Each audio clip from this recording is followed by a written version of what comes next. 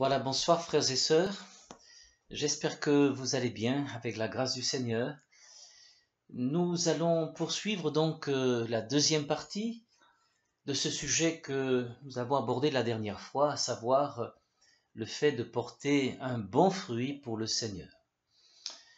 Donc je vais vous inviter sans tarder peut-être à lire donc un premier texte de la parole de Dieu dans Matthieu chapitre 13, verset 23.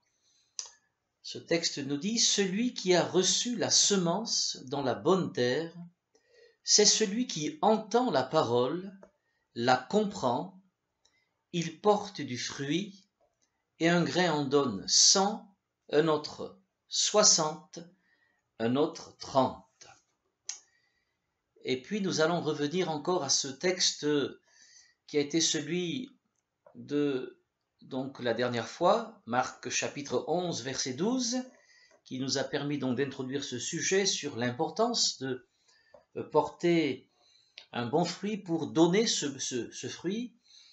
Marc chapitre 11 verset 12, nous lisons « Le lendemain, après qu'ils furent sortis de Béthanie, Jésus eut faim.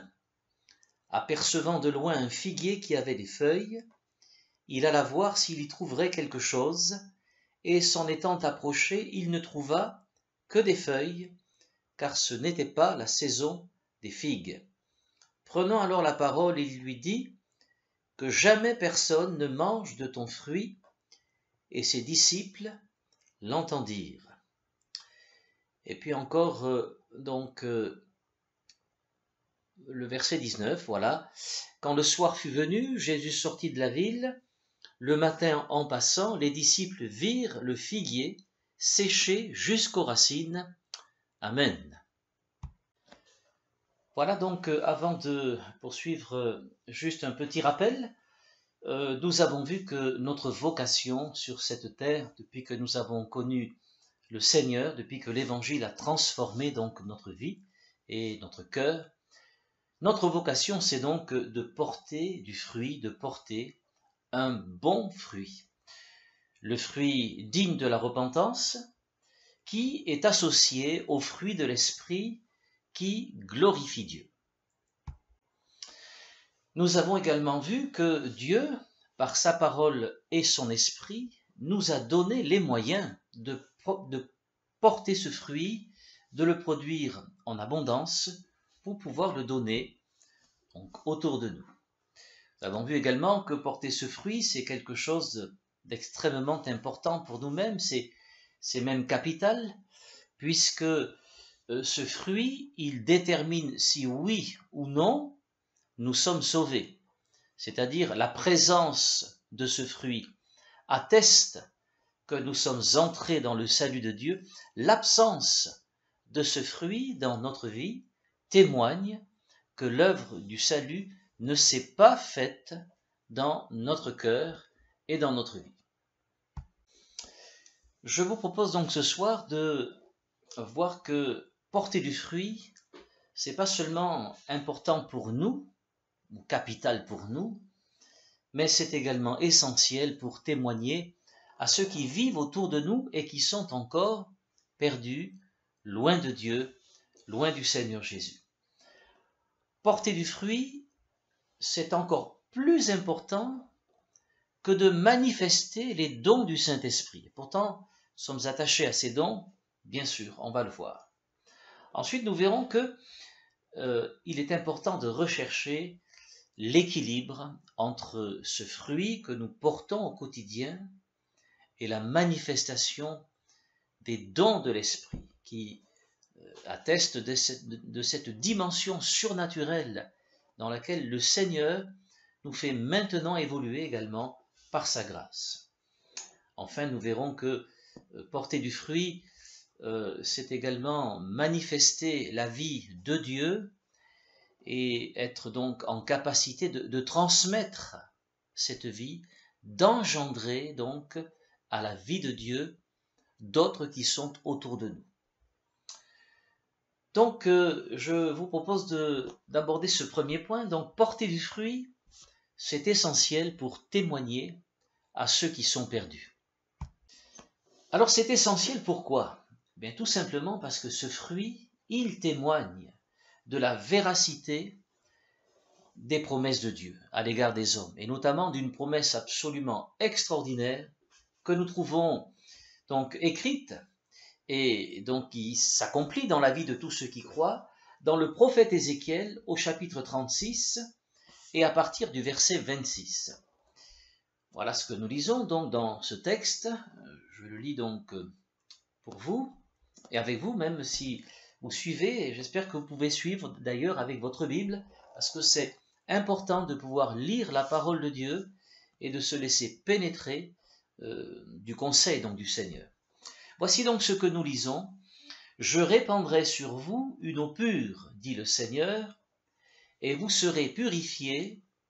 Je vous purifierai de toutes vos souillures et de toutes vos idoles. Je vous donnerai un cœur nouveau, et je mettrai en vous un esprit nouveau. J'ôterai de votre corps le cœur de pierre, et je vous donnerai un cœur de chair.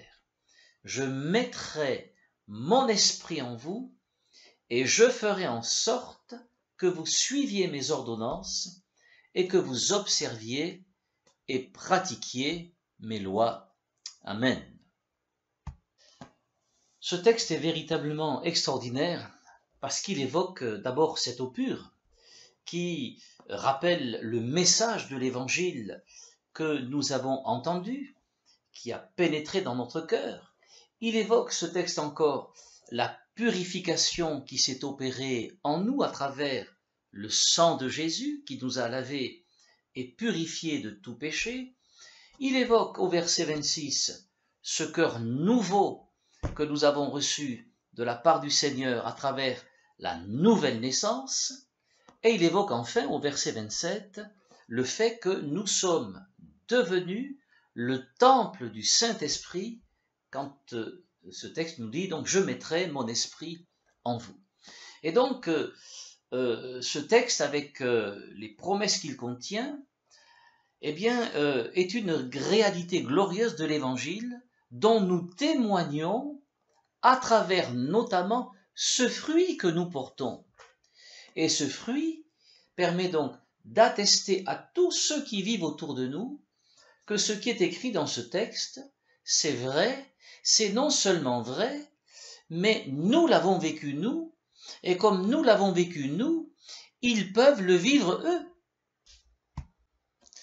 Et donc déjà, avant même le fait de parler, le fait que ces gens qui nous ont connus autrefois, lorsque nous ne connaissions pas encore le Seigneur, et qui nous connaissent maintenant que nous connaissons le Seigneur, que nous avons été changés par lui, que nous avons été transformés, métamorphosés par sa parole et son esprit, et que nous portons du fruit, ils voient toute la transformation.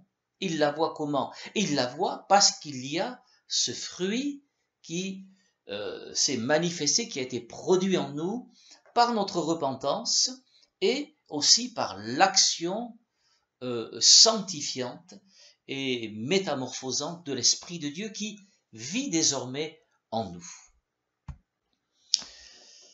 Ce fruit, il est essentiel pour témoigner aux perdus dans ce que il atteste que nous sommes véritablement ce que l'apôtre Paul appelle une lettre de Christ, c'est-à-dire une lettre qui porte un message. Voilà, dans 2 Corinthiens chapitre 3, verset 3, il est écrit ceci: vous êtes manifestement une lettre de Christ, écrite par notre ministère, non avec de l'encre, mais avec l'Esprit du Dieu vivant, non sur des tables de pierre, mais sur des tables de chair, sur les cœurs. Voilà donc, eh bien ce fruit, il atteste donc aux hommes et aux femmes qui vivent autour de nous, eh bien que non seulement nous sommes les porteurs d'un message, mais à travers ce fruit que nous portons, ce fruit qu'ils voient, cette métamorphose qui s'est opérée en nous, eh bien, cette métamorphose à elle-même, elle est déjà un message qui leur dit quelque chose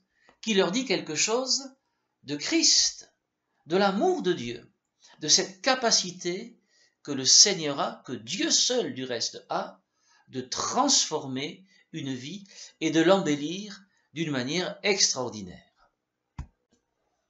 Alors pour revenir donc à ce figuier, donc Jésus a eu faim et il a vu de loin donc ce figuier, donc il a reconnu donc à son feuillage, et ce beau feuillage donc était pour le Seigneur Jésus la promesse alléchante d'un fruit qui annonçait, parce que Jésus avait faim certainement, le rassasiement justement de cette faim légitime en tant qu'homme. Et ce feuillage, il est en quelque sorte, pour ce qui nous concerne, l'image de la piété apparente, la piété qui se voit à l'extérieur. Alors l'apparence de la piété n'est pas quelque chose de mauvais en soi, mais il faut que cette piété apparente, elle corresponde à une réalité spirituelle que nous vivons réellement, concrètement dans notre cœur. Et c'est ça qui est important. Les gens qui vivent autour de nous, ils voient notre piété extérieure, ils voient notre fidélité aux réunions de l'Église, par exemple, ils entendent notre langage, à quel point il a changé. Ils connaissent, par exemple, oui, notre honnêteté dans les affaires qui sont les nôtres, notre honnêteté au travail. Ils connaissent notre douceur, la quiétude dans laquelle nous vivons, avec notre voisinage, par exemple. Alors il faut que tout cela, c'est-à-dire cette piété apparente, puisse correspondre à un vécu personnel authentique avec le Seigneur, dans une communion réelle. Lorsque nous lisons dans 2 Timothée chapitre 3 verset 5, il est écrit que dans les derniers jours, les hommes auront notamment l'apparence de la piété, mais ils renieront ce qui en fait la force. Et Paul dit à Timothée, éloigne-toi de ces hommes-là. Frères et sœurs, ce qui fait la force de notre piété, c'est précisément ce fruit que nous portons pour la gloire du Seigneur. C'est-à-dire cette sainteté de vie. Les gens, s'ils sont attirés par les aspects extérieurs de notre foi, eh bien il faut qu'à notre contact, ils puissent recevoir quelque chose qui va émaner de nous, quelque chose qui va transpirer de notre vie. Il faut qu'ils puissent entendre, par exemple, une parole de grâce. Il faut qu'ils puissent voir des actes de compassion, quelque chose en tout cas qui puisse les amener à goûter que notre Dieu, notre Seigneur qui a changé notre vie, il est bon. Ça peut être un bien-être, ça peut être une paix particulière qui va émaner de notre vie, une joie, non pas une joie mystique, mais une joie simple, sincère.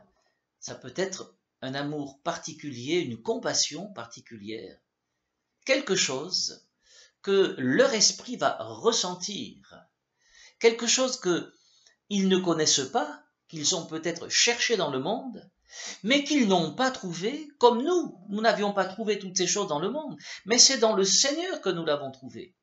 Et ces choses, eh bien, ils vont se rendre compte qu'à notre contact, ils vont percevoir quelque chose, percevoir qu'il est possible de vivre cela. Et cela, eh bien, ils vont le goûter à travers, en particulier, ce fruit que nous portons par la grâce de Dieu, qui s'appelle le fruit de l'esprit. J'aimerais vous lire donc les composantes en fait de ce fruit de l'esprit que nous trouvons dans l'épître de Paul aux Galates au chapitre 5 et au verset 22. Vous connaissez bien ce texte-là, donc il est dit, même on va lire un petit peu plus haut. Voilà, on va lire peut-être, comme ça nous aurons tout le contexte. Voilà, je dis donc, marchez selon l'esprit, et vous n'accomplirez pas les désirs de la chair. Car la chair a des désirs contraires à ceux de l'esprit, et l'esprit en a de contraires à ceux de la chair. Ils sont opposés entre eux, afin que vous ne fassiez point ce que vous voudriez. Si vous êtes conduits par l'esprit, vous n'êtes point sous la loi. Or, les œuvres de la chair sont évidentes.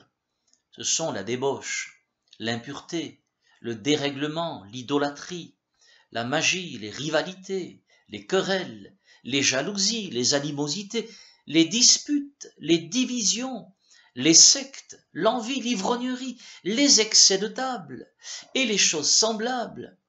Je vous dis d'avance, comme je l'ai déjà dit, que ceux qui commettent de telles choses n'hériteront point le royaume de Dieu. Mais le fruit de l'esprit, c'est l'amour, la joie, la paix, la patience, la bonté, la bienveillance, la foi, la douceur, la maîtrise de soi. Alléluia. Voilà, frères et sœurs, donc, ces merveilleuses composantes du fruit de l'esprit que les gens pourront goûter à notre contact. Combien les gens ont besoin d'éprouver, de ressentir cet amour qui est véritablement désintéressé. Ils ont besoin de connaître cette joie qui vient de Dieu, cette paix profonde qui émane du Prince de la paix qui vit en nous par le Saint-Esprit, et la patience, et la bienveillance, et la douceur. Vous savez ce que la Bible dit concernant la douceur? Elle dit que votre douceur soit connue de tous les hommes, le Seigneur est proche. Ce texte se trouve dans l'épître de Paul aux Philippiens, au chapitre 4 et au verset 5. Que votre douceur soit connue de tous les hommes, le Seigneur est proche. Un petit peu comme si, dans ces temps où ces temps qui vont annoncer la proximité de l'avènement du Seigneur, un petit peu comme si dans ces temps-là, le Seigneur mettait l'accent sur cette douceur qui doit caractériser les enfants du Seigneur.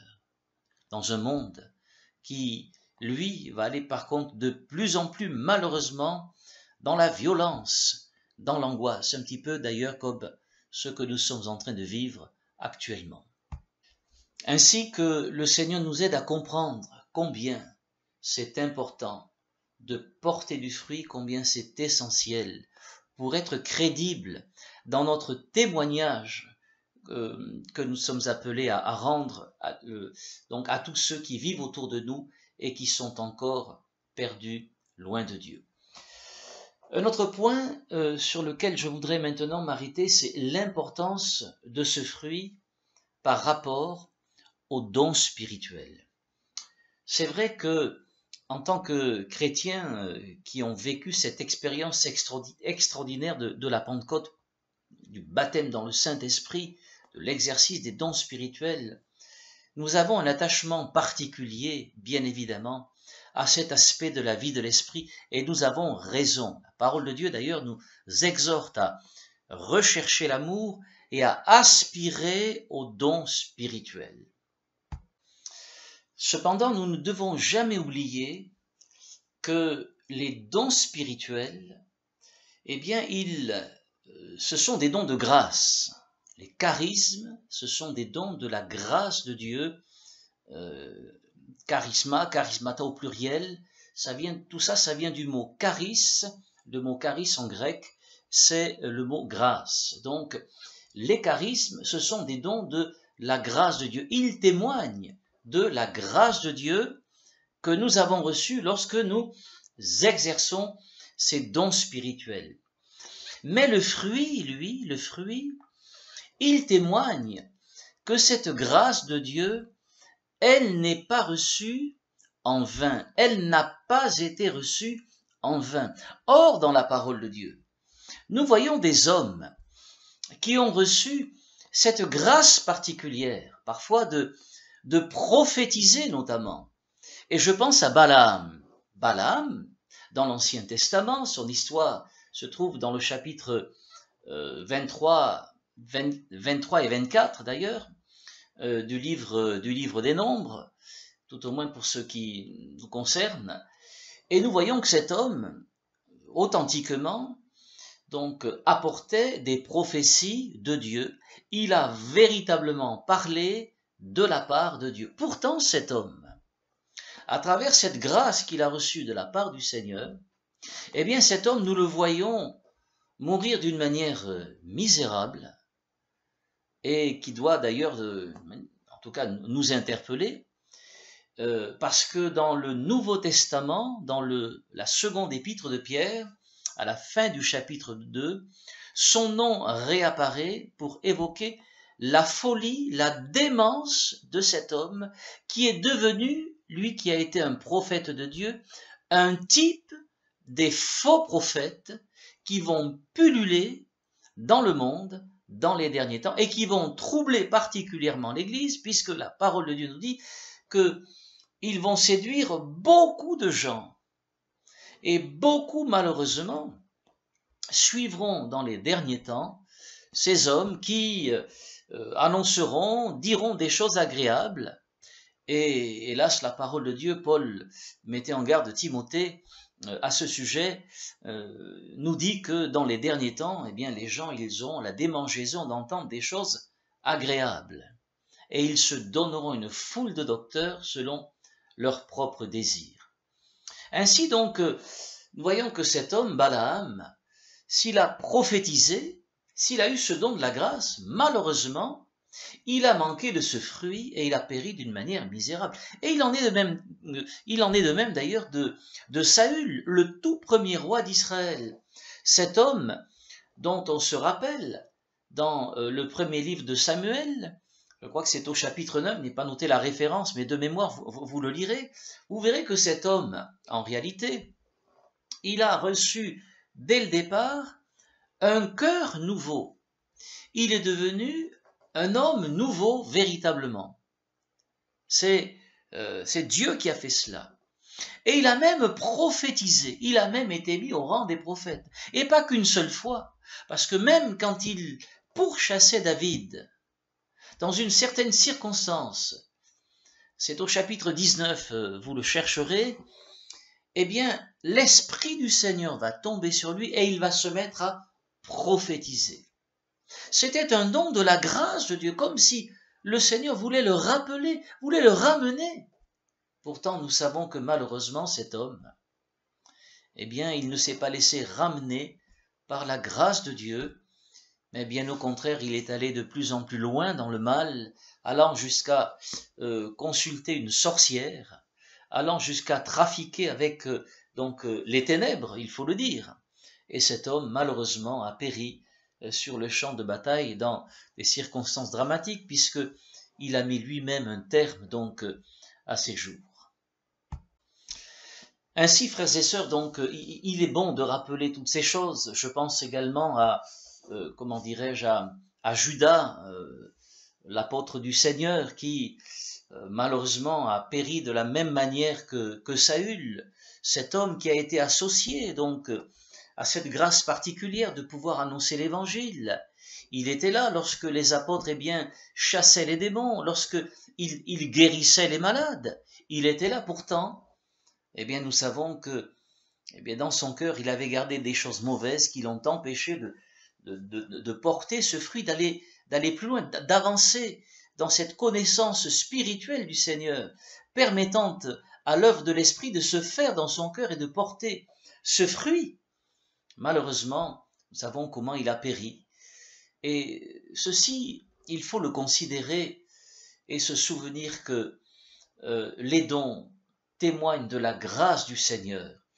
Mais c'est le fruit qui va témoigner que cette grâce, elle n'a pas été reçue en vain. Quand on reçoit la grâce de Dieu, on en est tellement conscient qu'au fond, cette grâce, elle nous amène quelque part à nous humilier davantage devant le Seigneur et de reconnaître que cette grâce, nous ne la méritons pas.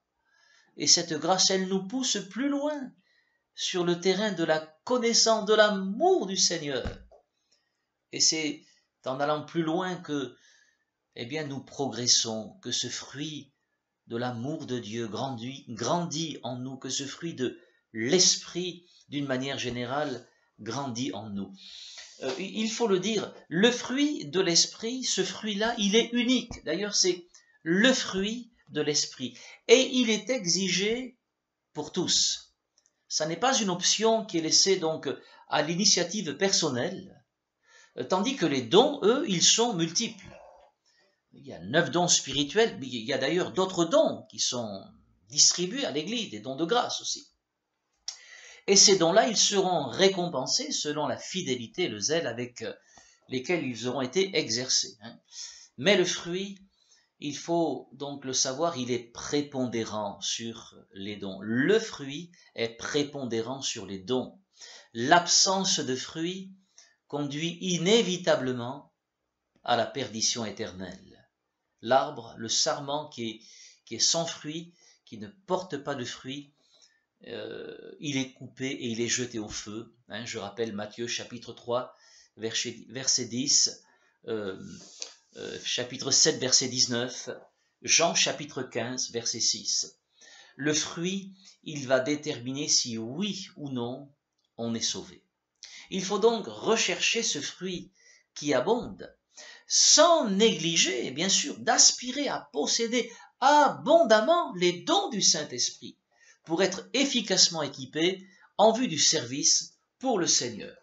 Jésus donc a été déçu par ce figuier qui paraissait prometteur, comme Dieu d'ailleurs l'avait été autrefois pour Israël et pour Juda, au temps du prophète Ésaïe. Vous lirez cela au chapitre 5, du verset 2 jusqu'au verset 7.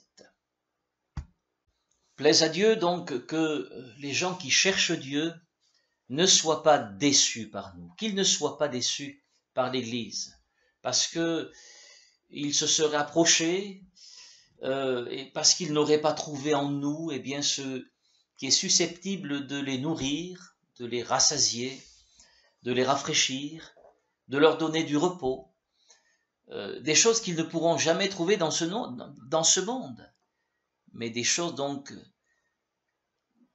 qu'ils soient en mesure de trouver dans chacune de nos vies, frères et sœurs. Je ne sais comment le dire, tellement j'aspire à ces choses pour moi-même également. Mais plaise à Dieu, frères et sœurs, que ce fruit, nous le portions avec abondance par la grâce de Dieu, par la puissance du Saint-Esprit. Voilà peut-être juste un mot rapidement sur ce nécessaire équilibre entre le fruit de l'Esprit et les dons de l'Esprit. Nous le savons, le but expressément désigné du baptême dans le Saint-Esprit et le résultat de ce baptême, c'est de donner la puissance pour le service du Seigneur et pour le témoignage du Seigneur. Dans Actes chapitre 1er, verset 8 et Actes chapitre 4, verset 31, ces éléments apparaissent très clairement. Les dons du Saint-Esprit, il faut le rappeler, ils sont communiqués instantanément selon la volonté de l'Esprit, nous dit 1 Corinthiens donc chapitre 12. Tandis que le fruit de l'Esprit, lui, c'est différent. Le fruit de l'Esprit, il est le signe et le résultat au fond d'un long processus, celui d'une vie de communion ininterrompue avec le Seigneur. Et le fruit de l'Esprit, en fait, il n'est pas nécessairement rattaché au baptême du Saint-Esprit. Et d'ailleurs, même sans le baptême du Saint-Esprit, la beauté du caractère du Seigneur Jésus, la beauté du caractère de Christ peut largement s'épanouir dans la vie d'un chrétien. Je pense là, vous voyez, dans mon esprit, j'ai plusieurs visages de frères et de sœurs qui sont là, dont certains sont partis auprès du Seigneur et qui ont rendu un magnifique témoignage en portant un fruit vraiment magnifique, un très beau fruit de l'Esprit, mais qui n'était pas rempli du Saint-Esprit au sens où nous l'entendons et nous le voyons dans la parole de Dieu. Il ne parlait pas en langue. Mais je vous dirais, frères et sœurs, que j'ai deux de ces frères et sœurs, en tout cas ceux auxquels je pense, vraiment un merveilleux témoignage.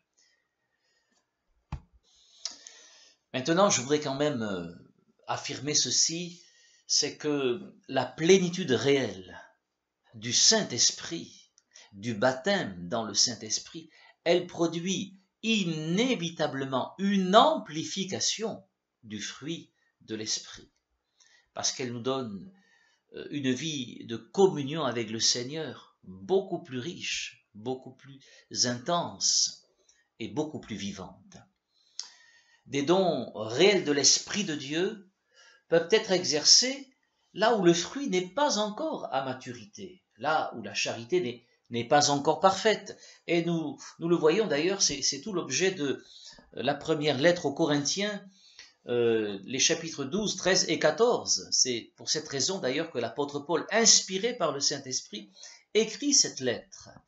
Mais quand les dons spirituels sont exercés avec comment dirais-je, oui, un faible fruit, un petit fruit, on va dire, de l'esprit, il faut dire que leur impact ne sera pas le même que lorsqu'ils sont exercés là où le fruit de l'esprit véritablement abonde et regorge, que le nom du Seigneur soit béni. On peut dire que véritablement l'impact est maximal, l'impact d'un don spirituel est maximal quand la puissance de ce don est accompagnée par la beauté d'un fruit magnifique. Et je crois que le diacre Étienne est un de ces magnifiques exemples dans la parole de Dieu. Actes chapitre 6, verset 8, verset 10, verset 15, même Actes chapitre 7, voilà tout le chapitre 7. Mais bien sûr, le plus grand exemple de ce principe, c'est bien évidemment le modèle de notre Seigneur Jésus-Christ, homme. Voilà, Jésus lui-même en tant qu'homme a manifesté cet équilibre absolument parfait et dans toute sa plénitude entre le baptême dans le Saint-Esprit, la plénitude du Saint-Esprit et l'abondance du fruit de l'Esprit. Peut-être juste un mot avant, d'un dernier mot donc avant d'achever donc ce message. Je dirais que porter du fruit, c'est non seulement manifester véritablement la vie de Dieu en abondance, mais c'est être aussi en capacité de la transmettre. Pourquoi ? Eh bien parce qu'à travers l'image de ce fruit, vous savez, le fruit en fait, qu'est-ce qu'il contient ? Eh bien, il contient la graine.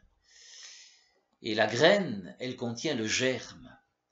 Et le germe, lui, il est porteur de cette vie et de toutes les caractéristiques essentielles et fondamentales pour la reproduction de cette vie. C'est-à-dire que si nous portons donc ce fruit, nous possédons non seulement la vie qui est manifestée à travers ce fruit, mais également la capacité de la transmettre à travers, eh bien, les gens qui sont autour de nous, qui vont consommer ce fruit, et en consommant ce fruit, ils vont ingérer en eux-mêmes finalement une graine qui, avec la foi, eh bien, va produire une soif de plus en plus grande de la vraie vie, de l'amour véritable, de la paix profonde que le Seigneur donne, qu'ils voient dans votre vie, mais qu'ils aspireront à avoir dans la leur. Que le nom du Seigneur soit béni et que nous puissions être donc de ces hommes et de ces femmes qui portent en abondance ce fruit. Et pensons toujours à cela, frères et sœurs, lorsque eh bien, nous vivons dans ce monde auprès de gens qui vivent autour de nous. Pensons à ces fruits que nous portons, donc, et plaise à Dieu que le fruit que nous portions soit le fruit de l'Esprit qui résulte donc de cette communion sincère, réelle et profonde avec le Seigneur. Je termine enfin peut-être en laissant sur votre cœur ce texte de l'épître de Paul aux Philippiens au chapitre 4 et au verset 17. Voici, nous le lisons donc. Ce n'est pas que je recherche les dons, l'apôtre Paul parlait donc de ces dons matériels, mais je recherche le fruit qui abonde pour votre compte. Amen. Pourquoi l'apôtre parle-t-il ainsi? Eh bien, tout simplement parce que l'apôtre sait bien, que la récompense que nous recevrons de la part du Seigneur lorsque nous serons devant lui, lorsque nous allons paraître devant lui, et qu'il nous dira: entre, bon et fidèle serviteur, entre dans la joie de ton maître, entre, bonne et fidèle servante, entre dans la joie de ton maître. Eh bien, cette récompense qui accompagnera cet accueil que nous recevrons par le Seigneur Jésus, elle sera en rapport, cette récompense, avec la qualité et la quantité de fruits que nous aurons produits par la grâce de Dieu et par la puissance du Saint-Esprit lorsque nous étions plantés là sur cette terre. Que le nom du Seigneur soit béni, qu'il nous aide, frères et sœurs, donc à manifester ce beau fruit, à le porter avec abondance, et c'est ainsi que le nom du Seigneur sera glorifié. Et le Seigneur Jésus a dit que si nous portons encore plus de fruits, c'est ainsi que le Père, que mon Père, sera glorifié. Je voudrais maintenant, s'il vous plaît, prendre juste une minute pour prier le Seigneur donc avec vous. Éternel notre Dieu, nous te rendons grâce de tout notre cœur. Nous voulons te dire tout d'abord notre reconnaissance, Seigneur, de nous avoir sauvés. Autrefois, Seigneur, nous étions loin de toi et nous étions asservis à toute espèce de passion. Nous vivions dans tellement de choses mauvaises, Seigneur, desquelles tu nous as sortis, tirés par des cordages d'amour. Seigneur, tu n'as pas eu honte de la boue dans laquelle nous étions, mais tu es venu avec amour, Seigneur, nous chercher dans nos péchés. Tu t'en es chargé, tu as accepté, Seigneur, de te charger de notre péché sur la croix du calvaire, pour que, Seigneur, nous soyons sauvés, délivrés de la puissance du péché.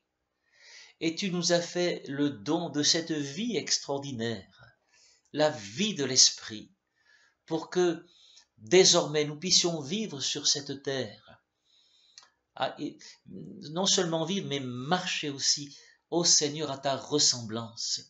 Aide-nous, Seigneur, s'il te plaît.